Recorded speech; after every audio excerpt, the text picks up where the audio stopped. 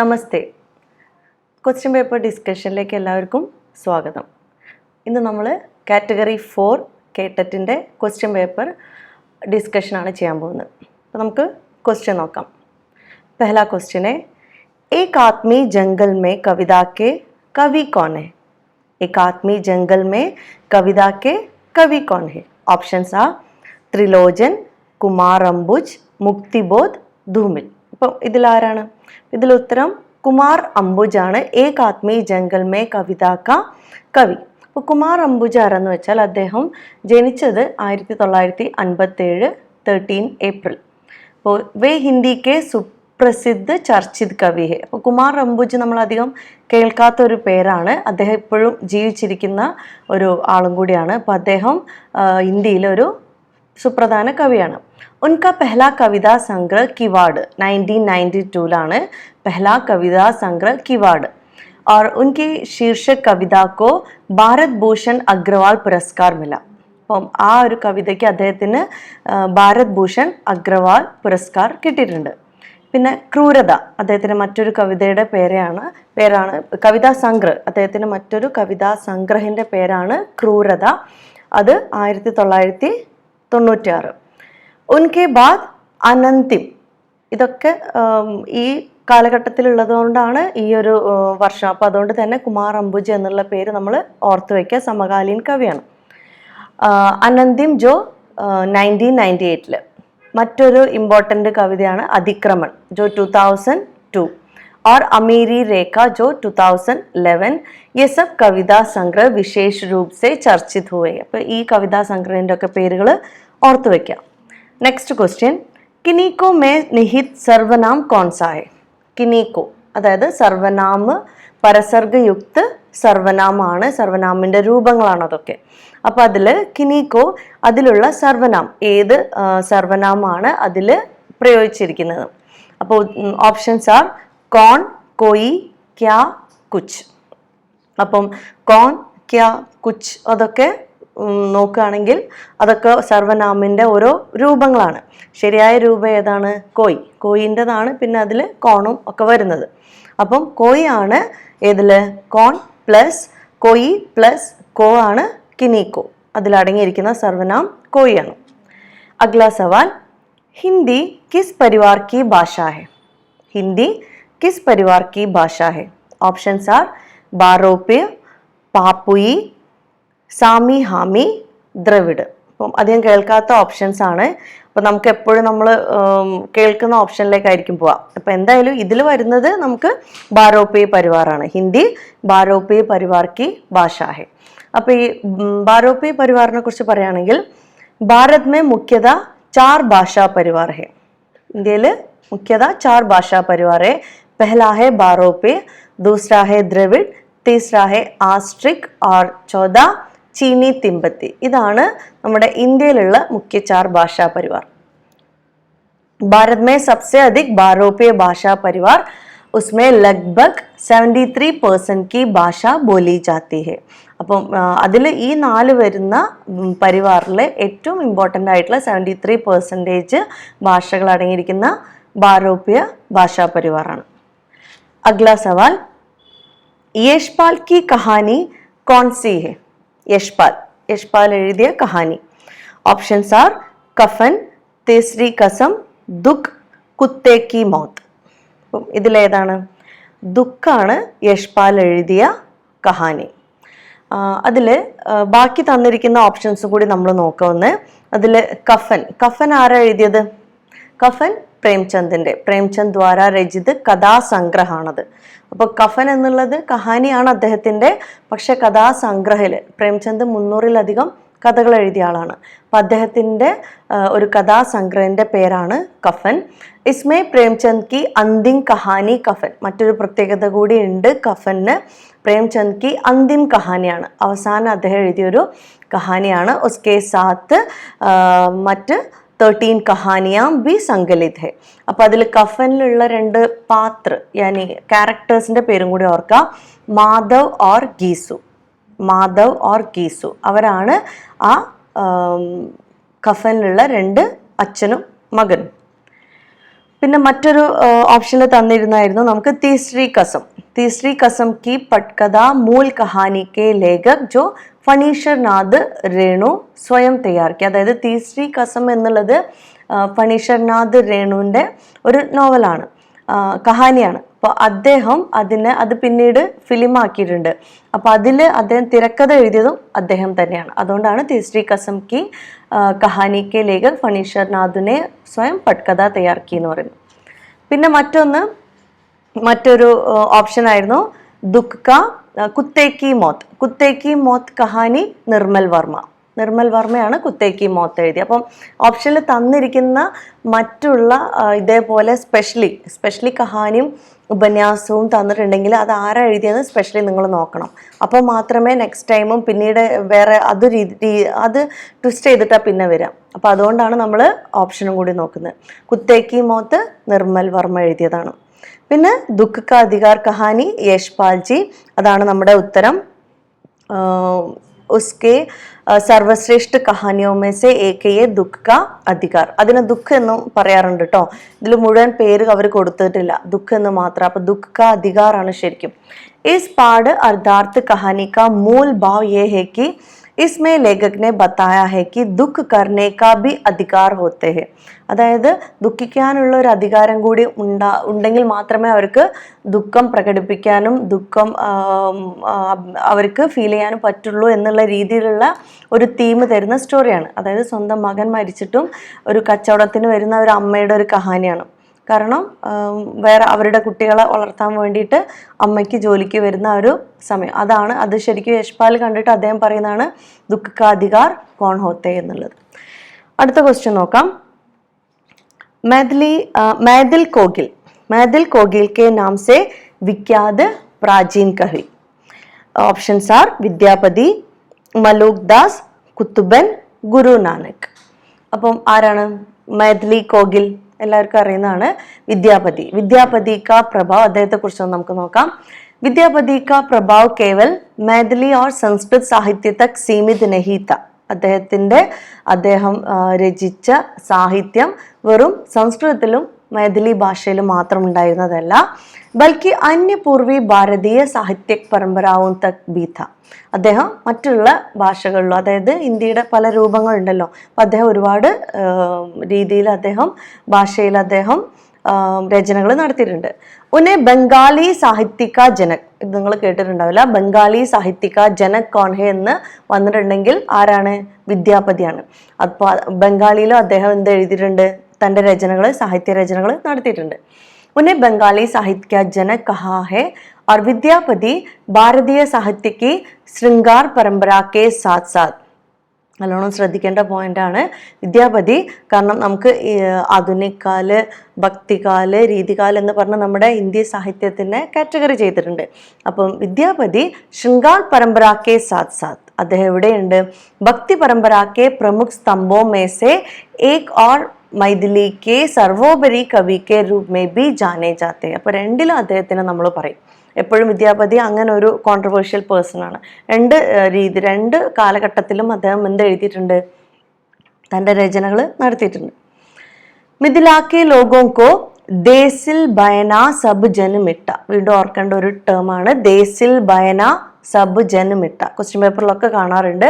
അങ്ങനെ ഒരു സൂത്ര അദ്ദേഹം മിഥിലാക്കെ ലോഗോങ്കോ അതായത് പറഞ്ഞത്, അതായത് ഭാഷയുടെ ഇമ്പോർട്ടൻസ് പറയുന്ന വേർഡാണ് കേട്ടോ, സെന്റൻസ് ആണ്. ദേശിൽ ബയന സബ് ജനമിട്ട, നമ്മുടെ ഭാഷയാണ് നമുക്ക് ഏറ്റവും പ്രിയപ്പെട്ടത് എന്നുള്ള അർത്ഥത്തിൽ.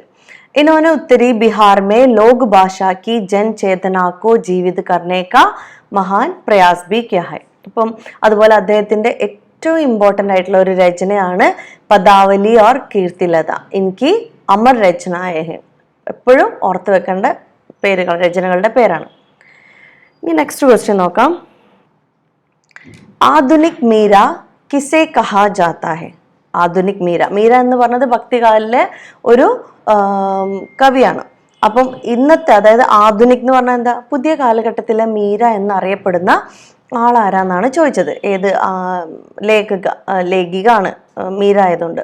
അപ്പോൾ ഓപ്ഷൻസ് ആർ മഹാദേവി വർമ്മ, സുഭദ്ര കുമാരി ചൗഹാൻ, വിദ്യാവതി കോഗിൽ और സഹജോബായി. അപ്പോൾ ഇവരൊക്കെ ഹിന്ദിയിലെ ലേഖികമാരാണ്.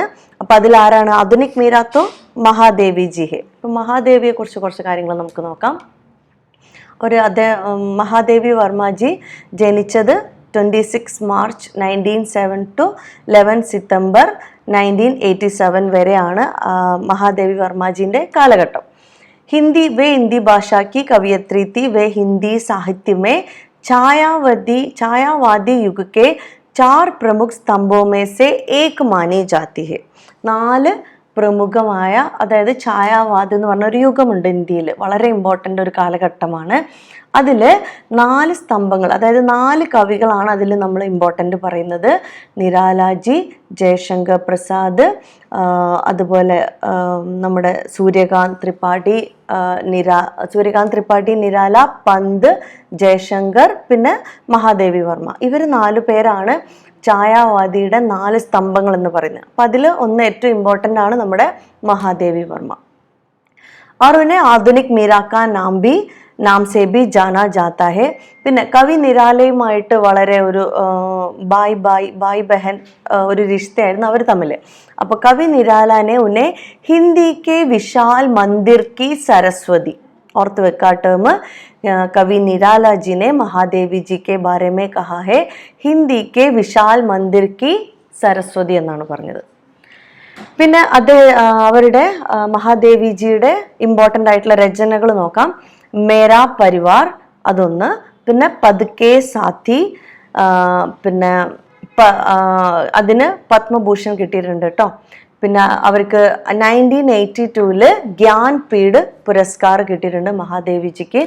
അതുപോലെ 1988 പത്മവിഭൂഷൺ. അപ്പോൾ ഇത്രയും കാര്യങ്ങളൊന്ന് മഹാദേവിയെക്കുറിച്ചൊന്ന് പെട്ടെന്ന് ഓർത്ത് വെക്കാം. പിന്നെ അതിൽ തന്നിരിക്കുന്ന കുറച്ച് ലേഖികമാരാണ് സുഭദ്ര കുമാരി ചൗഹാൻ. സുഭദ്ര കുമാരി ചൗഹാനെ കുറിച്ച് കുറച്ച് ഇമ്പോർട്ടൻ്റ് നോക്കാം. हिंदी की सुप्रसिद्ध कवयित्री और लेखिका थी सुभद्रा कुमारी चौहान. झांसी की रानी कविത അവരെഴുതിയ കവിതയാണ് ഝാൻസി കി റാണി. ഉൻകി പ്രസിദ്ധ കവിത ഹെ, എപ്പോഴും ചോദിക്കുന്നതാണ് ഝാൻസി കി റാണി. വേ രാഷ്ട്രീയ ചേതന കി ഏക് സജഗ് കവിയത്രി രഹി. ഇപ്പോൾ അതായത് അവരുടെ കവിതകളിലൊക്കെ രാഷ്ട്രത്തോടുള്ള സ്നേഹം നമുക്ക് കാണാം. പിന്നെ മറ്റൊരു ഓപ്ഷനിൽ തന്ന ആളായിരുന്നു വിദ്യാവതി കോകിൽ. അത്ര നിങ്ങൾ കേട്ടിട്ടില്ല. വിദ്യാവതി കോകിൽ वे भारत की प्रसिद्ध कवयित्रियों में स्थान प्राप्त है उन्हें. और उनकी प्रारंभिक रचनाओं का प्रथम काव्य संकलन प्रणय, ആദ്യത്തെ കാവ്യ സങ്കലൻ വിദ്യാവതി കോകിലിന്റെ प्रणय प्रगति एवं जीवानुभूति के हृदयग्राही गीतों के संग्रह रूप में प्रकाशित हुआ है. അത് പിന്നീട് പ്രണയ്, പ്രകൃതി ഏവം ജീവാനുഭൂതി, അതൊക്കെ പിന്നീട് അത് അവർ എന്ത് ചെയ്തു, പബ്ലിഷ് ചെയ്തു. കോകിൽജി മൂലത എക്ക് ഗീത്കാർ തി. അപ്പോൾ പ്രത്യേകത എന്താന്ന് വെച്ചാൽ എന്താണ്, ഒരു പാട്ടുകാരിയാണ്, ഗീത്കാറാണ് കേട്ടോ.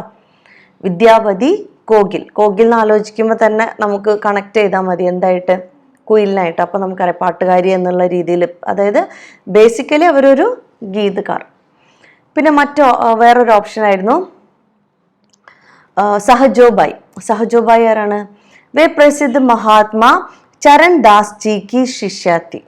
ചരൺ ദാസ് ജിന്റെ ശിഷ്യയായിരുന്നു. ഉൻകി ഏക് മാത്ര പ്രാമാണിക് കൃതി കാ നാം ഹേ സഹജ് പ്രകാശ്. ഒറ്റ ഒരു പ്രാമാണികമായ കൃതിയേ ഉള്ളൂ, ജിൻകാ നാം ഹേ സഹജ് പ്രകാശ്. और आपने दोहे, चौपाई और कुंडलियां लिखी है. सहजोबाई ने अपनी रचनाओं में ഗുരു കോ ഈശ്വർ സേ ബി അധിക് മാന്യത ദി ഹെ. കബീർദാസ് ജി അങ്ങനെയായിരുന്നു. അതായത് ഗുരുവിനെ ഈശ്വരനേക്കാളും ഇമ്പോർട്ടൻ്റ് ആയിട്ട് കണ്ട ആളാണ് കബീർദാസ് ജി. അതുപോലെ തന്നെ സഹജോബായും ആരുടെ ശിഷ്യയായിരുന്നു? ചരൺ ദാസ് ജിന്റെ ശിഷ്യയായിരുന്നു. നമുക്കിനി അടുത്ത ക്വസ്റ്റ്യൻ നോക്കാം. സുമിത്രാനന്ദ് പന്ത് കി കവിത പ്രഥം രശ്മി കിസ് കാവ്യ സംഗ്രഹമേ സംഗ്രഹിത് ഹെ. പ്രഥം രശ്മി ഏത് കാവ്യസംഗ്രഹത്തിലാണ് ഉണ്ടായിരുന്നത്? ഓപ്ഷൻസ് ആർ പരിമൾ, വീണ, ഗീതിക, അണിമ. അപ്പം അദ്ദേഹത്തിൻ്റെ ഏത് കാവ്യസംഗ്രഹത്തിലാണ് അത് ഉണ്ടായിരുന്നത്? വീണയിലാണ് അത് ഉണ്ടായിരുന്നത്. അപ്പോൾ പരിമളും അതുപോലെ കവിതാ സംഗ്രഹമാണ്. ഗീതികയും അണിമയും ഒക്കെ നിരാലാജിൻ്റെ കവിതാ സംഗ്രഹമാണ്. പന്തിൻ്റെ കവിതാ സംഗ്രഹം ഏതാണ്? വീണാണ്. ബാക്കിയുള്ള പരിമൾ, ഗീതിക, അണിമ ഇതൊക്കെ ആരുടേതാണ്? സൂര്യകാന്ത് ത്രിപാഠി നിരാല. അദ്ദേഹത്തിൻ്റെ കാവ്യസംഗ്രഹമാണ്. നെക്സ്റ്റ് ക്വസ്റ്റ്യൻ, हरिवंश राय बच्चन की आत्मकथा कितने भागों में प्रकाशित है? ഹരിവംശ് റായ് ജിന്റെ ആത്മകഥ 3 ഭാഗങ്ങളായിട്ടാണുള്ളത്. അപ്പം ഓപ്ഷൻ തന്നിരിക്കുന്നുണ്ട് 2, 3, 4, 5. അത് 4 ഭാഗങ്ങളാണ്, 3 അല്ല 4 ഭാഗങ്ങളാണ്, 4 ഭാഗങ്ങളാണ്. അപ്പം ഏതൊക്കെയാണ്? ഫസ്റ്റത്തത് 1969 പെഹ്ലാ ഭാഗ് ക്യാ ഭൂലോ ക്യാ യാദ് കറോ, ക്യാ ഭൂലോ ക്യാ യാദ് കറോ. അപ്പം എന്താണ് വേർഡ് വൈസ് അർത്ഥം? എന്തെല്ലാം ഞാൻ മറക്കണം, എന്തെല്ലാം ഓർക്കണം എന്നുള്ളത്. 1969 ആദ്യത്തെ ഭാഗം ഇറങ്ങുന്നത്. രണ്ടാമത്തേത് 1970 നീഡ് കാ നിർമ്മാൺ. ഏത് രീതിയിലാണ് അതിൻ്റെ ബേസ് കെട്ടിപ്പടുക്കുന്നത് എന്നുള്ള ഇതിലെ അർത്ഥത്തിൽ 1970 നീഡ് കാ നിർമ്മാൺ ഫിർ വീണ്ടും. അടുത്ത ഭാഗം 1977 ബസേരെ സെ ദൂർ, അദ്ദേഹം വീട്ടിൽ നിന്ന് മാറി നിന്ന സമയത്തുള്ളതാണ്. ബസേരെ സെ ദൂർ. പിന്നെ 1985 അവസാനം ദശ് ദ്വാര സെ സോപാൻ തക്, അദ്ദേഹത്തിൻ്റെ ജീവിതത്തിൻ്റെ ഏറ്റവും അദ്ദേഹത്തിന് തന്നെ ഇനിയൊന്നും ഉണ്ടാവില്ല എന്നുള്ള അർത്ഥത്തിൽ, ലാസ്റ്റ് വരെ ഉള്ളത് എന്നുള്ള അർത്ഥത്തിൽ ദശ് ദ്വാര സെ സോപാൻ തക് 1985. ഉൻകെ സബ്സെ, പിന്നെ മറ്റൊന്ന് ബച്ചൻജീനെ കുറിച്ച് പറയുമ്പം നമ്മൾ ഓർക്കേണ്ടതാണ് ഹാലാവതി കവിയാണ്. പിന്നെ അദ്ദേഹത്തിൻ്റെ സബ്സെ പ്രസിദ്ധ കൃതിയാണ് മധുശാല. മധുശാല അത് ഭാരതീയ ഫിലിം ഉദ്योग के अभिनेता और അമിതാഭ് ബച്ചൻ ഉൻകെ സുപുത്ര ഹെ. എല്ലാവർക്കും അറിയുമായിരിക്കും, നമ്മുടെ അമിതാഭ് ബച്ചൻ്റെ അച്ഛനും കൂടിയാണ്. ഓക്കെ, ബച്ചൻ അതായത് ഹരിവംശ് റായ് ബച്ചൻ്റെ മകനാണ് അമിതാഭ് ബച്ചൻ. അടുത്ത ക്വസ്റ്റ്യൻ നോക്കാം. തുളസീദാസ് ने कवितावली में किस भाषा का प्रयोग किया? തുളസീദാസ് ജി ने अपनी रचना കവിതാവലി, അദ്ദേഹത്തിൻ്റെ രചനയായ കവിതാവലിയിൽ ഏത് ഭാഷയാണ് ഉപയോഗിച്ചതെന്നാണ് ചോദിച്ചത്. അപ്പോൾ ഓപ്ഷൻസ് ആർ അവധി, ബ്രജ്, രാജസ്ഥാനി, ഖഡീബോലി. അപ്പോൾ അതിലേതാണ്? ബ്രജാണ് അദ്ദേഹം കവിതാവലിയിൽ ഉപയോഗിച്ചത്. അദ്ദേഹം അവധി ഉപയോഗിച്ചിട്ടുണ്ട്, പക്ഷേ കവിതാവലിയിൽ ഉപയോഗിച്ച ഭാഷയാണ് ബ്രജ്. തുളസീദാസിൻ്റെ കുറച്ച് ഇമ്പോർട്ടൻ്റ് ആയ കാര്യങ്ങൾ നോക്കാം. ഗോസ്വാമി തുളസീദാസ്, അദ്ദേഹം ജനിച്ച വർഷവും മരിച്ച വർഷവും ഓർത്ത് വയ്ക്കുക. 1511 1511 മുതൽ 1621 1623 വരെ. ഹിന്ദി സാഹിത്യക്കെ മഹാൻ സന്ത് കവിയാണ്. അവരൊക്കെ സന്ത് കവികൾ എന്ന രീതിയിലാണ്, സന്യാസി വര്യന്മാരായിരുന്നു. രാംചരിത് മാനസ് ഇൻകാ ഗൗരവ് ഗ്രന്ഥ, വളരെ ഇമ്പോർട്ടൻ്റ് ആയിട്ടുള്ള അദ്ദേഹം ഹിന്ദി സാഹിത്യത്തിൽ തന്നെ ഏറ്റവും ഇമ്പോർട്ടൻ്റ് ആയിട്ടുള്ള ഒരു ഗ്രന്ഥം എന്ന് നമുക്ക് വേണം പറയാൻ രാംചരിത് മാനസാണ്.